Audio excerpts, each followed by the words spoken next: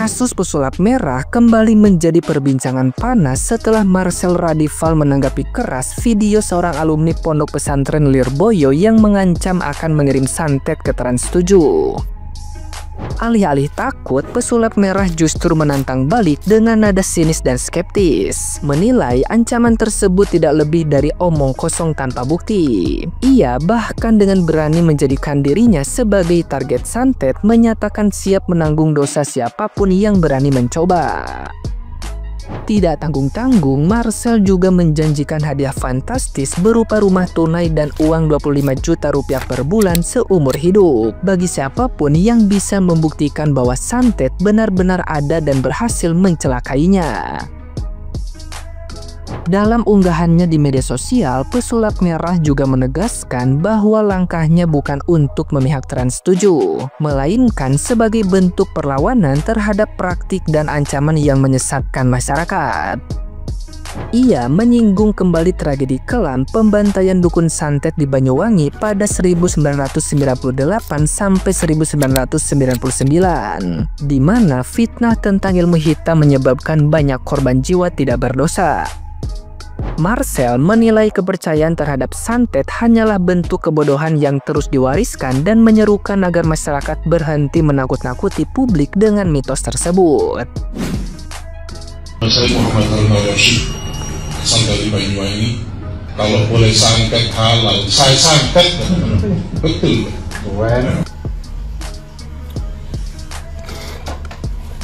Ancamannya nggak ada yang berkualitas gitu, Pak. Kalau santet halal udah disantet, jangankan santet halal, kalau santet ada, santet pesulap merah lah, kalau itu haram, gue yang nanggung dosanya. Coba sok, kalau berhasil membuktikan santet ke gue beliin rumah cash bebas tunjuk dimanapun, plus uang 25 juta per bulan seumur hidup.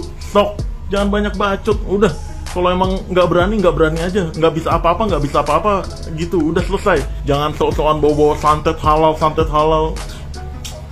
Ayolah, debat terbuka sini. Kalau ngerasa pengetahuan santetnya lebih dari pesulap merah, welcome debat terbuka. Pembuktian langsung aja. Nah, gimana nih menurut netizen yang terhormat? Silahkan berkomentar ya. Sampean kan santri, mondok belajar agama, tapi kok bisa nyantet? Itu belajarnya santet juga apa gimana? Karena bertolak belakang gitu ya. Ini maaf karena saya nggak paham ya, jadi nanya gitu. Tolong dijawab. Nah, dapat hadiah pula nih dari Marcel nih, kalau misalkan bisa jawab nih. Luar biasa, ayo, sip, saya dukung. Kalau santet halal, saya santet Trans 7. Aduh, bang, itu sebelumnya ditambangin sama pesulap merah.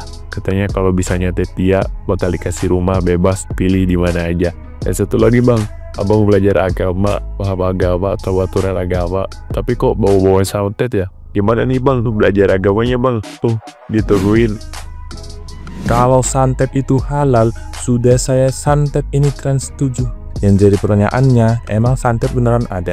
Ya kalau beneran ada, sudah saatnya negara kita menjadi negara adikuasa. Ya gampang, ngapain negara kita capek-capek beli tank, beli pesawat tempur, ngembangin senjata, ngembangin nuklir. Yuk tinggal santet aja, nggak usah capek-capek berangkat ke medan perang, tinggal santet dari rumah beres. Sudah saatnya menjadi negara adikuasa.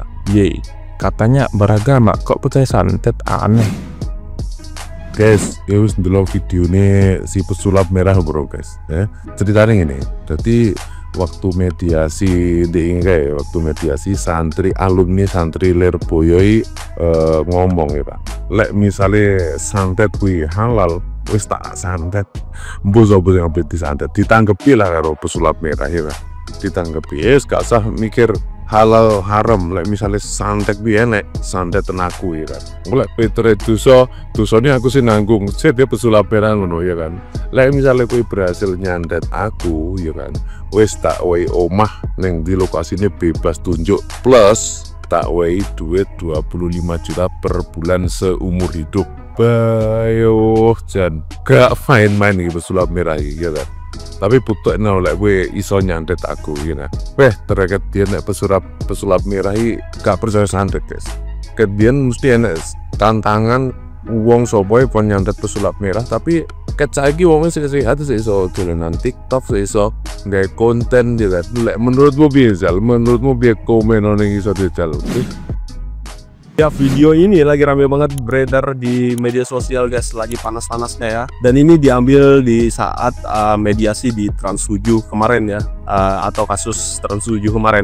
Ini banyak banget mendapat tanggapan dari netizen dan juga langsung ditanggapi oleh si pesulap merah, si Marcel. Ancamannya nggak ada yang lain apa nggak berkualitas katanya. Langsung diajakin si Marcel untuk debat terbuka dan membuktikan apakah orang itu bisa menyantet si Marcel tersebut. Kalau bisa dikasih Marcel itu rumah ya, satu buah rumah, katanya tinggal tunjuk aja bakal dikasih rumah kalau bisa membuktikan. Dan banyak juga dapat tanggapan dari netizen, ya katanya mungkin itu sebagian dari guyonan atau lagi emosi gitu ya pada saat melakukan mediasi tersebut. Dan banyak lagi komentar-komentar lainnya gitu guys. Setelah 1 hari kemudian ada yang menanggapi storynya si Marcel gitu di Instagram ya, katanya ini tuh cuman bercanda doang, cuman guyon gitu loh.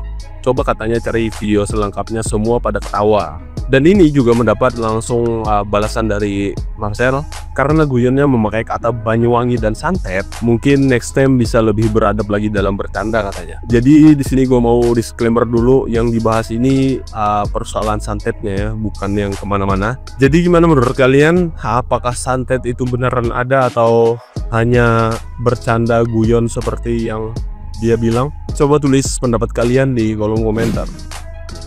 Di kampung gua, orang yang kena santet itu orang-orang yang menonjol bro. Kayak contohnya orang yang punya kebun banyak gitu, kayak orang-orang yang sukses itulah yang menonjol. Terus ada yang nggak suka, terus dia kena santet. Entah itu sakitnya apa, intinya diperiksa di rumah sakit itu tidak mempan lah, nggak bisa ditanganin medis. Terus dia berobat ke orang-orang pinter, nggak mempan, cuma buang-buang duit. Nah, ternyata gue baru tahu nih, gue percaya dengan pesulap merah kalau misalnya santet itu sebenarnya itu racun yang dikasih oleh orang-orang yang lewat siapa gitu, misal terus ditaruh ke kopi ya, habis itu diminum.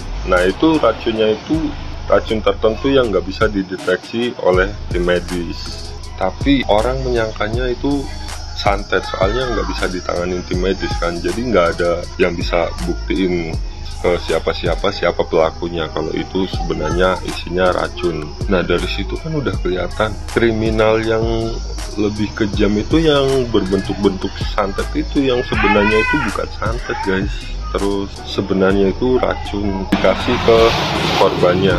Jadi kan itu kan udah lebih kriminal yang sebenarnya gitu kan. Jadi menurut gua parah sih itu. Untuk yang sedang berdemo di berbagai tempat, baik itu yang ada di Transmart atau yang ada di Trans 7 ya, saya yakin bahwa mereka tadi sebelum berangkat mengucapkan kalimat Bismillahirrohmanirrohim, dan saya yakin mereka juga tahu apa artinya Bismillahirrohmanirrohim, yaitu dengan menyebut nama Allah yang Maha Pengasih lagi Maha Penyayang. Dalam persoalan ini Trans 7 sudah mengakui kesalahannya, sudah meminta maaf, dan sudah berjanji tidak akan melakukan hal-hal yang sama di kemudian hari. Bahkan sudah minta maaf ke Pondok Pesantren Lirboyo Kediri. Nah, dengan kalimat Bismillahirrohmanirrohim, dengan menyebut nama Allah yang Maha Pengasih Maha Sayang, semestinya mereka juga harusnya punya rasa kasih dan sayang. Setelah orang itu mengakui kesalahannya dan minta maaf, mestinya juga dimaafkan saja, selesai urusan. Soal nanti di kemudian hari ada suatu pelanggaran hukum atau tindak pidana ya, itu kan prosesnya lain ya, biar pihak-pihak yang punya kepentingan dan berwenang yang menindaklanjuti apakah Trans 7 nanti ada sebuah pelanggaran pidana atau lain sebagainya gitu. Soal urusan kemanusiaan ya, kalau orang salah sudah minta maaf dan dia berjanji tidak akan melakukan lagi, itu sebenarnya sudah selesai gitu loh ya. Semoga semuanya bisa paham.